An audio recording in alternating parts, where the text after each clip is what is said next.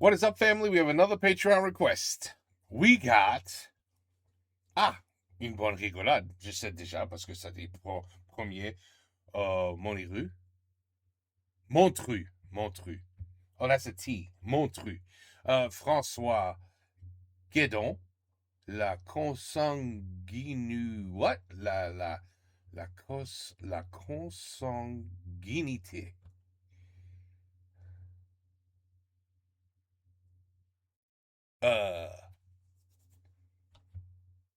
Is that what I think it means? Inbreeding? Oh, shit. Oh, okay. Mesdames, messieurs, mais surtout mesdemoiselles, bonsoir. Je m'appelle François Guédon et j'aimerais vous parler d'un sujet que vous connaissez tous très bien, la consanguinité. Alors, attention, quand je dis vous, pas personnellement. Hein. Quoique, hein, il y a visiblement des Valaisans dans la salle. Alors attention, je ne juge pas. Je suis moi-même originaire du Poitou-Charentes, la capitale européenne de la consanguinité. Alors, on va revenir ensemble sur les 2-3 principes fondateurs de la consanguinité et on va commencer par le fameux paradoxe originel.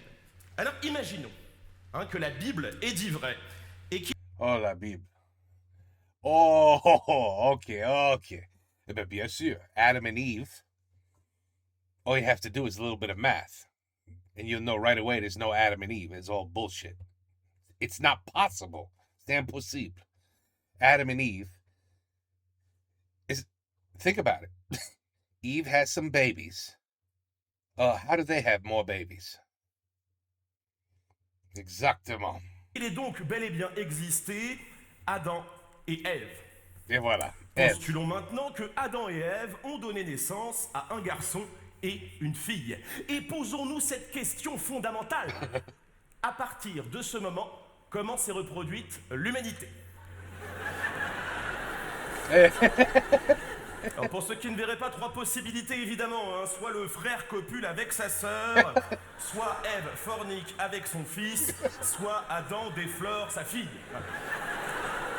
Et tout le monde se souvient de cette fameuse maxime: Doubiste a une grosse consanguine, nous sommes tous des gros consanguins. Alors, c'est le premier, mais ce n'est pas le dernier puisqu'il va être suivi par la fameuse théorie de la consanguinité maximale. Alors, this one I don't know. Cette théorie, c'est une formule. Je dirais même plus, c'est une limite.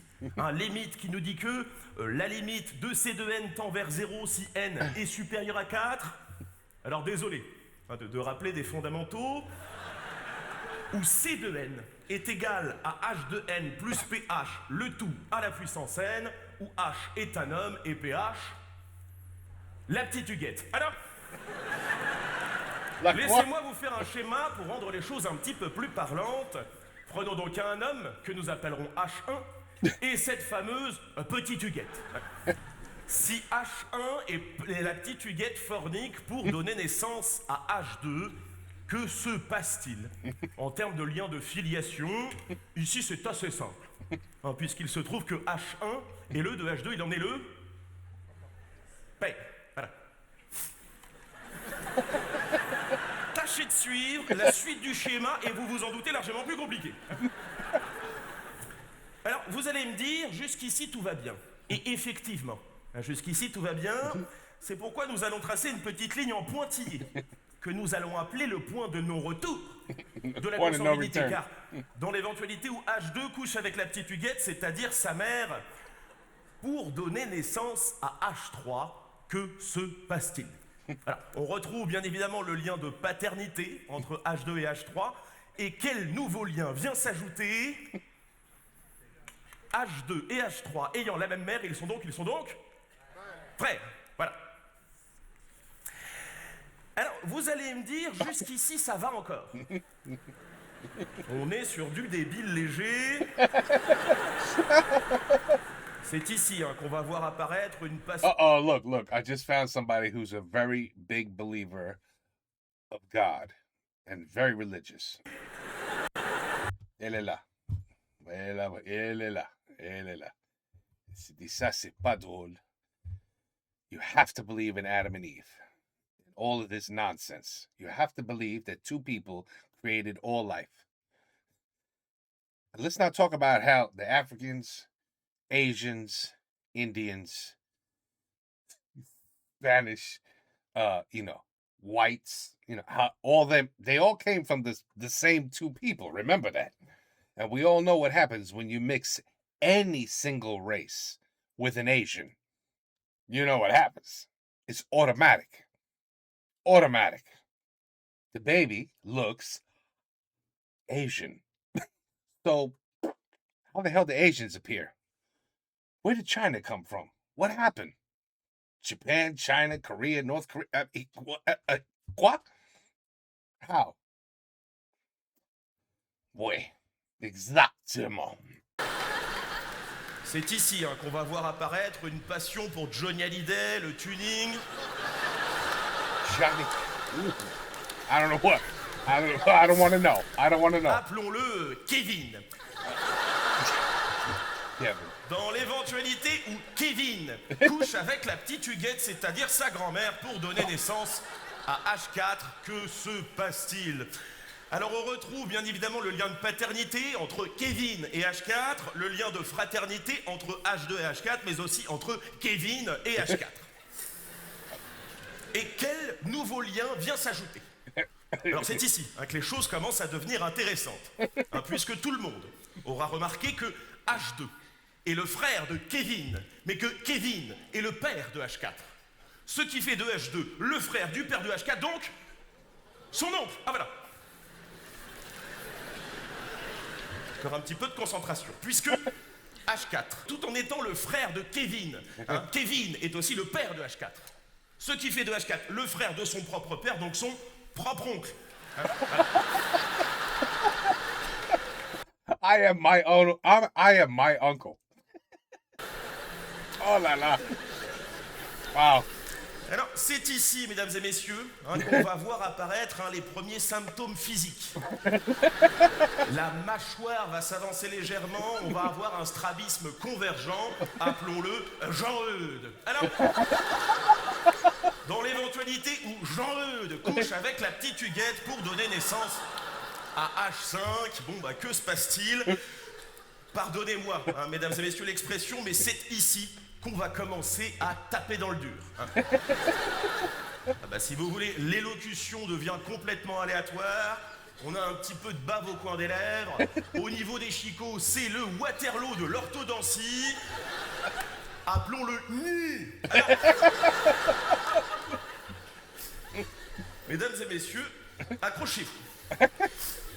Jean-Eudes est le père de Ni, mais il se trouve que H2 est le frère de Ni, Kevin le frère de Ni, Jean-Eudes le frère de Ni. Au niveau des oncles, ça commence à devenir vraiment le bordel, puisque H2 est le frère de père de Ni, donc son oncle, Kevin est le frère de père de Ni, donc son oncle Ni est le frère du père de Kevin, donc son oncle, on n'oubliera pas de dire que Ni est le frère de Jean-Eudes et que Jean-Eudes est le père de Ni, ce qui fait de Ni le frère de son propre père, donc son propre oncle. Mais que remarque-t-on? On remarque qu'après le rang numéro 4, il n'y a pas de nouveau type de lien de filiation qui se crée, d'où notre formule qui nous disait que la limite de C2N tend vers 0 si N est supérieur à 4. C'est QFD, mesdames et messieurs.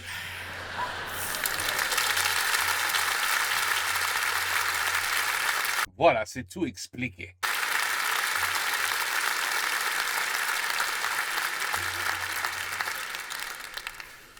Est-ce que vous avez des questions?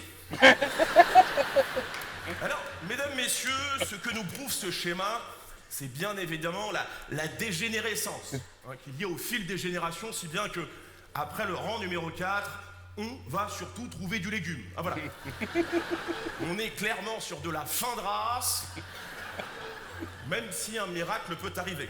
On peut encore trouver, je ne sais pas moi, un employé municipal, un CRS... voire même un humoriste, puisque je me situe personnellement ici. Alors que Christine Boutin se situe ici. Christine Boutin qui nous disait, évidemment, les homosexuels peuvent se marier, mais avec quelqu'un du sexe opposé.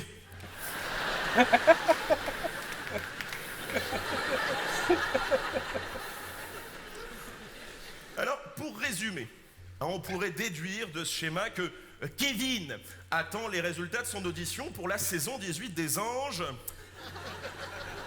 Jean-Eudes teste des médicaments à Pouziou-la-Jarry. Et évidemment, Nid est pressenti pour les prochaines élections américaines.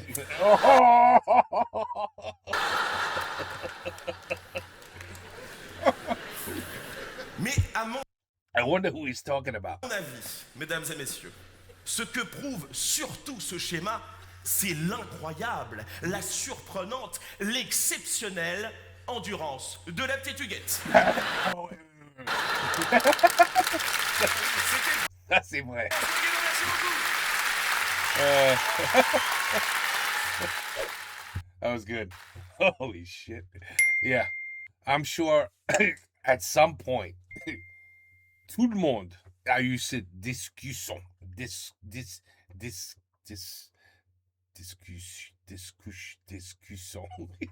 Discussion. How do you say discussion? God damn it. Anyway, I'm sure at some point everybody has had this discussion. As soon as the Adam and Eve story began, something's wrong. Something's very wrong. Something's wrong. See, like the cavemen and cave women, which supposedly, basically came from apes and gorillas, and they just evolved. Right? That story is weird too, because you're like, oh, the monkey evolved into an ape, and then the ape evolved into a human. And what? There's still apes? We still got apes today? We got gorillas and apes? They forgot to evolve? What happened? What they went backwards?